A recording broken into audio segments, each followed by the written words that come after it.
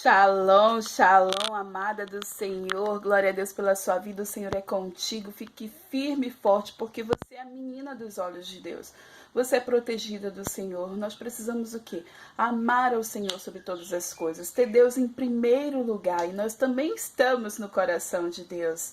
Amém? Estamos aqui no Devocional, capítulo 16 do livro de 2 Reis. Antes de a gente começar essa leitura, eu quero te convidar para a gente dar aquele bom dia para o Espírito Santo. Vamos lá? 1, 2, 3 e... Bom dia, Espírito Santo de Deus, querido amado Espírito Santo. Nós bendizemos o teu nome e declaramos que não há outro, que tu és o Deus de nossas vidas, tu és o amado de nossas almas. Nós não temos outro bem além de ti. Querido amado, nós nos rendemos aqui a Ti, Senhor. Declaramos nossa mente, nosso coração cativos à Tua voz, à Tua palavra. Fala conosco, ministra-nos neste dia. Revela-nos a Tua vontade em nossas vidas. Nos guia, nos direciona, nos ensina, Senhor, em nome de Jesus. Amém, aleluia, glória a Deus. Bom, então a gente vai começar aqui o capítulo 16, que começa assim. No 17º ano do reinado de Peca, filho de Remalias, Acais, filho de Jotão, vamos ver aqui, rei de Judá, começou a reinar. Acais tinha 20 anos de idade quando começou a reinar e reinou 16 anos em Jerusalém. Ao contrário de Davi, seu predecessor, não fez o que o Senhor seu Deus aprova. Andou nos caminhos dos reis de Israel e chegou até a queimar o seu filho em sacrifício, imitando os costumes detestáveis das nações que o Senhor havia expulsado diante dos israelitas. Também ofereceu sacrifícios e queimou incenso nos altares idólatras no alto das colinas e debaixo de toda a árvore frondosa. Então a gente vê aqui, né, que mais uma vez Davi vem como referência, né, de um homem de Deus, de um homem segundo o coração de Deus, de um rei exemplar a seguir. E Acais, ele não foi esse rei, ele era tão maldoso, ele tinha tanta idolatria no coração, ele fazia tantas coisas maldades que até o filho dele ele ofereceu em sacrifício ali, né? E aqui a Bíblia diz que ele tinha oferendas debaixo das árvores, né? Que ele fazia sacrifícios e oferecia ali a deuses. E eu vou te dizer, isso é uma coisa que entristece muito o coração de Deus. Quando as pessoas tiram Deus de primeiro lugar da vida delas e colocam outros deuses, né? Colocam outras coisas, se ajoelham, né? E começam ali a falar com imagens. Então isso entristece muito o coração de Deus, porque Deus precisa ser soberano. Ele não divide a glória dele com ninguém. Ele fala isso de Gênesis até Apocalipse, você pode ver.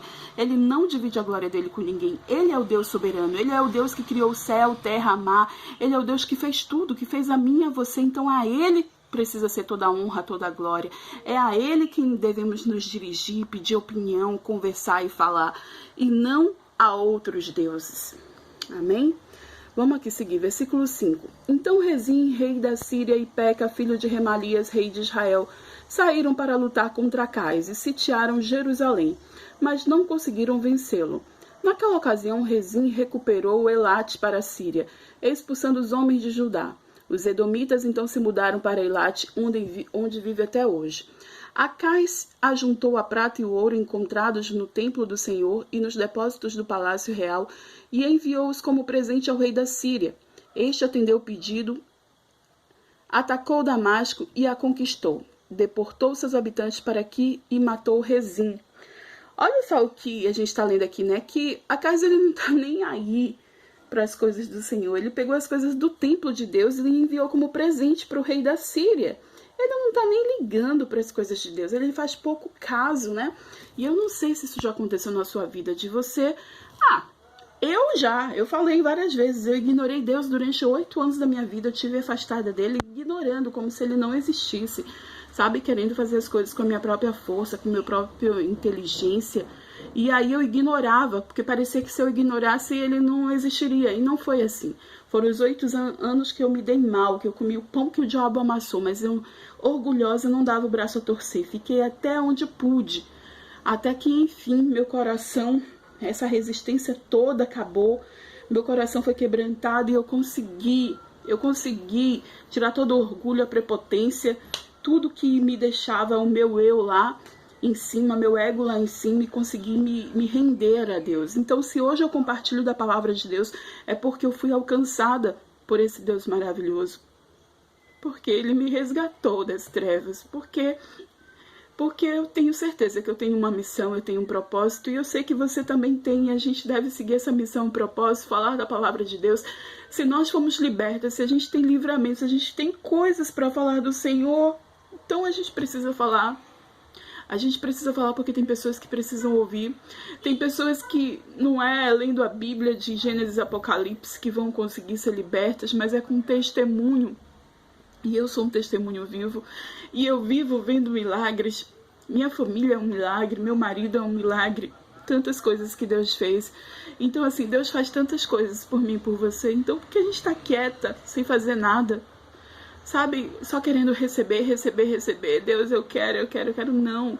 A gente precisa se doar, precisa ajudar pessoas, precisa ajudar mulheres, precisa ajudar pessoas que estão numa situação que a gente estava, de desespero, de angústia, de, como Elias, pedir a morte. A gente precisa sim falar do Senhor. Bom, a gente viu que a casa não estava nem aí para as coisas de Deus. E eu falei justamente de quando eu não estava nem aí para as coisas de Deus. Então avalie você agora, a sua vida. Será que você não está nem aí para as coisas de Deus? Será que você está protelando, deixando ficar mais velha para servir ao Senhor em espírito e em verdade, para começar a fazer de fato o que Deus quer que você faça? Vamos seguir aqui, versículo 12. Quando o rei... A gente já está no 12? Acho que não, né? Meu Deus... Eu acho que a gente está aqui no 7, né? 7. Acas enviou mensageiros para dizer a Tiglat-Pileser, rei da Síria: sou teu servo e teu vassalo. Vem salvar-me das mãos do rei da Síria e do rei de Israel que estão me atacando. Acas juntou a prata e o ouro encontrados no templo do Senhor e nos depósitos do palácio real e enviou-os como presente ao rei da Síria. Este atendeu o pedido, atacou Damasco e a conquistou. Depois os seus habitantes para Kir e matou Rezim.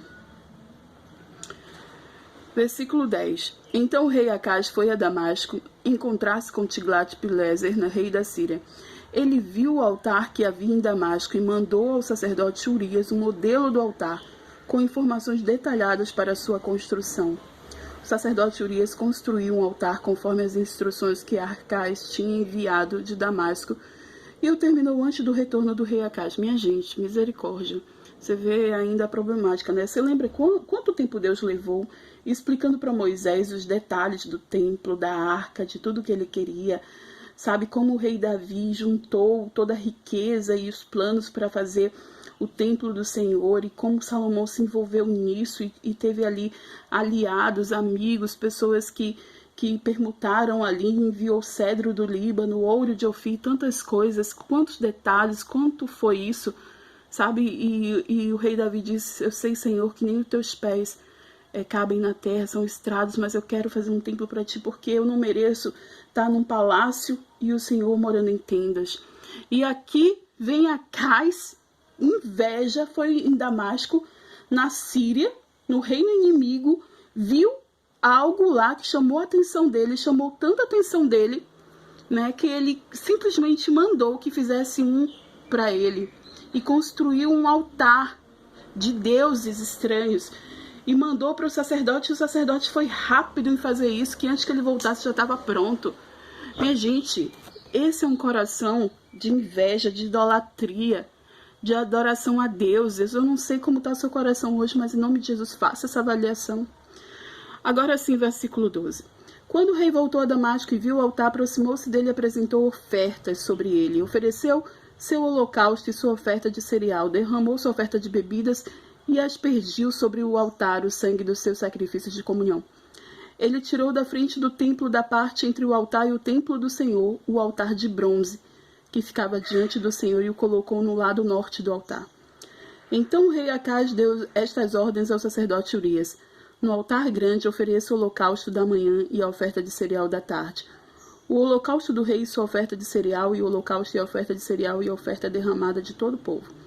Espalhe sobre o altar todo o sangue dos holocaustos e dos sacrifícios, mas utilizarei o altar de bronze para buscar orientação. E o sacerdote Urias fez como o rei Acaias tinha ordenado. O rei tirou os painéis laterais e retirou as pias dos estrados móveis. Tirou o tanque de cima de touros de bronze que o sustentava e o colocou sobre uma base de pedra.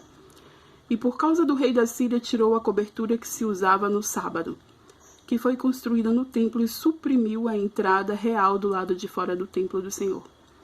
Os demais acontecimentos do reinado de Acaias e suas realizações estão escritos nos registros históricos dos reis de Judá. Acaias descansou com seus antepassados e foi sepultado junto a eles na cidade de Davi. Seu filho Ezequias foi o seu sucessor. Ai, que alívio, Ezequias, que alívio. Glória a Deus, vamos ler algo melhor, né? Mas isso é pra gente aprender também. A palavra tá aqui, a Bíblia, se ela relata, é porque é importante, precisamos aprender com isso.